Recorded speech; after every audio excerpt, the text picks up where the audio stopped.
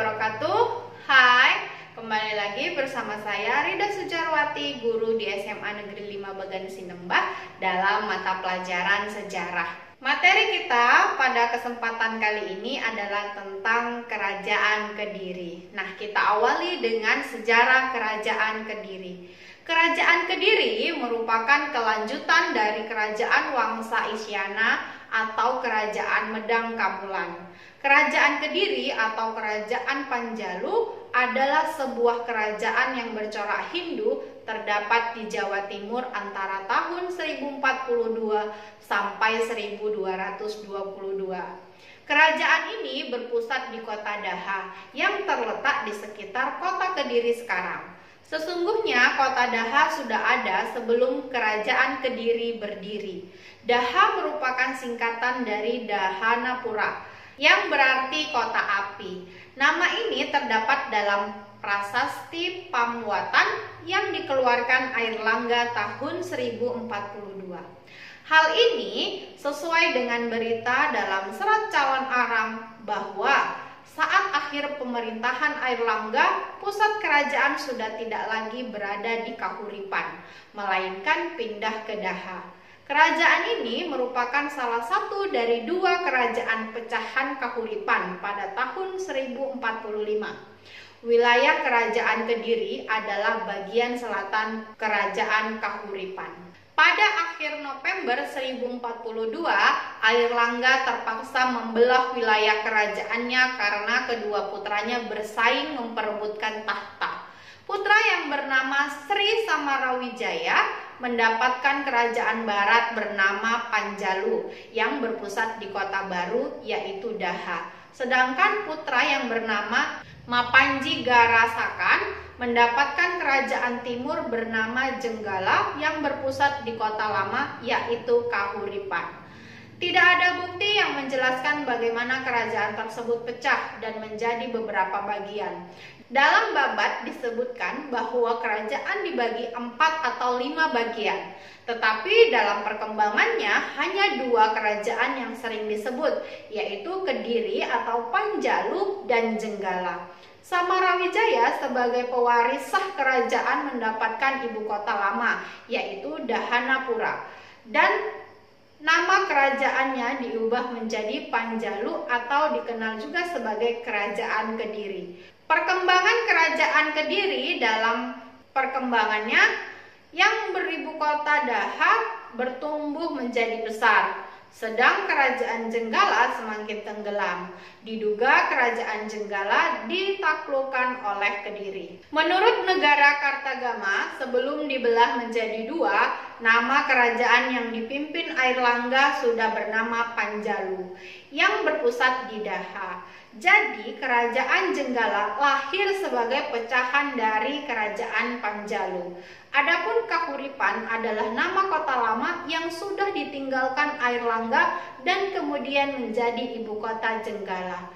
Pada mulanya, nama Panjalu atau Pangjalu memang lebih sering dipakai daripada nama Kediri. Hal ini dapat dijumpai dalam prasasti-prasasti yang diterbitkan oleh raja-raja Kediri. Bahkan nama kerajaan Panjalu juga dikenal sebagai Pucialung dalam kronik Cina berjudul Lingwai Taita tahun 1178. Wilayah Kerajaan Kediri adalah bagian selatan Kerajaan Kahuripan. Tak banyak yang diketahui peristiwa masa-masa awal Kerajaan Kediri. Raja Kameswara 1116 sampai 1136 menikah dengan Dewi Kirana, putri Kerajaan Janggala. Dengan demikian berakhirlah Janggala kembali dipastikan dengan Kediri.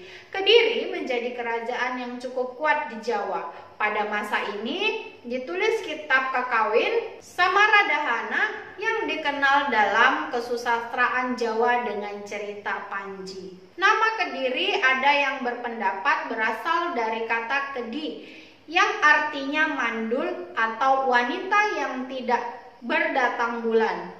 Menurut Kamus Jawa Kuno Wojowasito, kedi berarti orang kebiri, bidan atau dukun.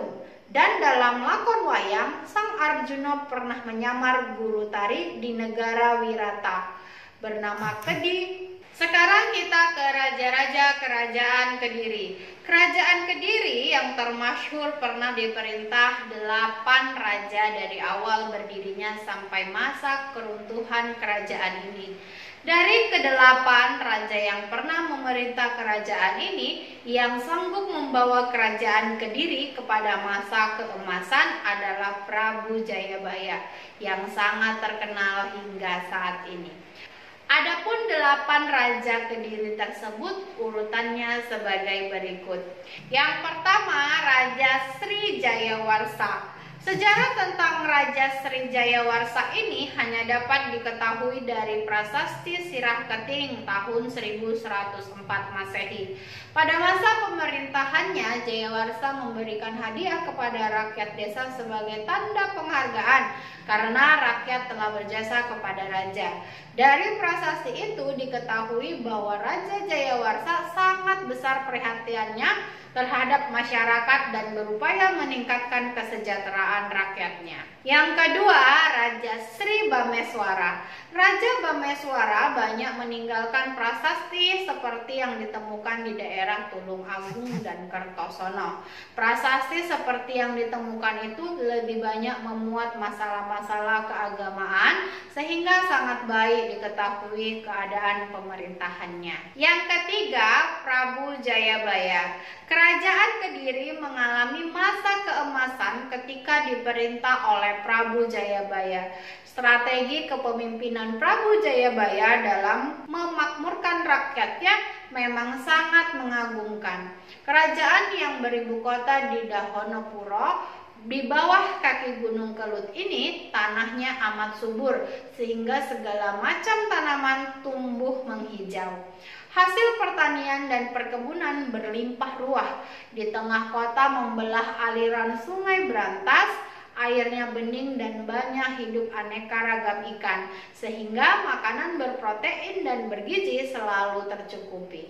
Hasil bumi itu kemudian diangkut ke kota oleh Jenggala dekat Surabaya. Dengan naik perahu menelusuri sungai, roda perekonomian berjalan lancar, sehingga kerajaan Kediri benar-benar disebut sebagai negara yang gemah ripah laut jinawi, tata tentrem karta raharja. Prabu Jayabaya memerintah antara tahun 1130 sampai 1157 Masehi. Dukungan spiritual dan material dari Prabu Jayabaya dalam hal hukum dan pemerintahan tidak tanggung-tanggung. Sikap merakyatnya dan visinya yang jauh ke depan menjadikan Prabu Jayabaya layak dikenang sepanjang masa. Jika rakyat kecil hingga saat ini ingat kepada beliau, hal itu menunjukkan bahwa pada masanya berkuasa, tindakan beliau yang selalu bijaksana dan adil terhadap rakyat. Yang keempat, Sri Sarweswera. Sejarah tentang raja ini didasarkan pada prasasti Padelegan. Yang kedua, tahun 1159 dan prasasti Kahyunan tahun 1161. Sebagai raja yang taat beragama dan berbudaya, Sri Sarweswera memegang teguh prinsip Tatwam Asi, yang berarti dikaulah itu, dikaulah semua itu, semua makhluk adalah engkau. Menurut Prabu Sri Sarweswera, tujuan hidup manusia yang terakhir adalah moksa. Jalan yang benar adalah suatu yang menuju arah kesatuan, sehingga segala sesuatu yang menghalangi kesatuan tidaklah benar. Yang kelima, Sri Aryeswara. Berdasarkan prasasti Angin tahun 1171, Sri Aryeswara adalah Raja Kediri yang memerintah sekitar tahun 1171. Tidak diketahui dengan pasti kapan Sri Aryeswara naik tahta. Peninggalan sejarahnya berupa prasasti Angin tahun 1171. Lambang kerajaan Kediri pada saat itu Ganesha. Tidak diketahui pula kapan pemerintahannya berakhir. Raja Kediri selanjutnya berdasarkan prasasti Jaring dan Sri Gandra. Yang keenam, Raja Srigandra. Masa pemerintahan Raja Srigandra tahun 1181 Masehi dapat diketahui dari prasasti Jaring, yaitu tentang penggunaan nama hewan dalam kepangkatan seperti nama gajah, kebo, dan tikus. Nama-nama tersebut menunjukkan tinggi rendahnya pangkat seseorang dalam istana. Yang ketujuh, Raja Sri Kameswara. Masa pemerintahan Raja Srigandra dapat diketahui dari prasasti Ceker tahun 1182 dan Kakawin Smaradana pada masa pemerintahannya dari tahun 1182 sampai 1185 Masehi. Seni sastra mengalami perkembangan sangat pesat. Di antaranya Empu Darmaja mengarang kitab Smaradana. Bahkan masa pemerintahannya juga dikenal cerita-cerita Panji seperti cerita Panji Semirang. Yang terakhir yaitu yang ke-8, Raja Sri Kertajaya. Berdasarkan prasasti Galunggung tahun 1194, prasasti Kamulan 1194, prasasti Palah 1197, prasasti Wates Kulon 1205, negara Kertagama dan Paraton pemerintahan Sri Kertajaya berlangsung pada tahun 1190 hingga 1222 Masehi. Raja Kertajaya juga dikenal dengan sebutan Dandang Gendis. Selama masa pemerintahannya, kestabilan kerajaan menurun. Hal ini disebabkan Kertajaya ingin mengurangi hak-hak kaum Brahmana. Keadaan ini ditentang oleh kaum Brahmana. Kedudukan kaum Brahmana di kerajaan Kediri waktu itu semakin tidak aman. Kaum Brahmana banyak yang lari dan minta bantuan ke Tumapel yang saat itu diperintah oleh Ken Arok. Mengetahui hal ini, Raja Kertajaya kemudian mempersiapkan pasukan untuk menyerang Tumapel. Sementara itu, Ken Arok dengan dukungan kaum Brahmana melakukan serangan ke kerajaan Kediri. Kedua pasukan itu bertemu di dekat Ganter tahun 1222 Masehi. Sekarang kita ke bukti peninggalan sejarah kerajaan Kediri. Sumber sejarah kerajaan Kediri dapat ditelusuri dari beberapa prasasti dan berita asing di antaranya. Yang pertama, prasasti Banjaran berangka tahun 1052 Masehi menjelaskan kemenangan Panjalu atas Jenggala. Yang kedua, prasasti Hantang berangka tahun 1052 Masehi menjelaskan Panjalu pada masa Jayabaya.